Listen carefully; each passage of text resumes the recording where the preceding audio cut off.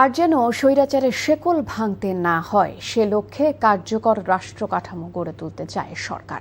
এমন কথা জানিয়েছেন তথ্য ও সম্প্রচার মন্ত্রী জহিরুদ্দিন স্বপন। সকালে তথ্য অধিদপ্তরের সভাকক্ষে জুলাই গণ অভ্যুত্থানের দ্বিতীয় বর্ষপূর্তিতে শিকল ভাঙার জুলাই গ্রন্থের মোড়ক উন্মোচনে তিনি এমন কথা বলেন। স্বাধীনতার ৫৫ বছরে নানা প্রতিবন্ধকতার মোকাবেলা হচ্ছে বলে হতাশা প্রকাশ করেন মন্ত্রী। তিনি বলেন, বিএনপির ইশতেহার অনুযায়ী জুলাই গণ অভ্যুত্থানে আত্মত্যাগ ও বিজয়ের সুফল জনগণের দোরগোড়ায় পৌঁছে দিতে রাজনীতি ও রাষ্ট্র কাঠামোর সংস্কার অপরিহার্য। অনুষ্ঠানে প্রতিমন্ত্রী ইয়াসার খান চৌধুরী বলেন, জুলাইয়ের ইতিহাস সঠিকভাবে সংরক্ষণ এবং ভবিষ্যৎ প্রজন্মের কাছে তুলে ধরতেই বইটি প্রকাশ করা হয়েছে।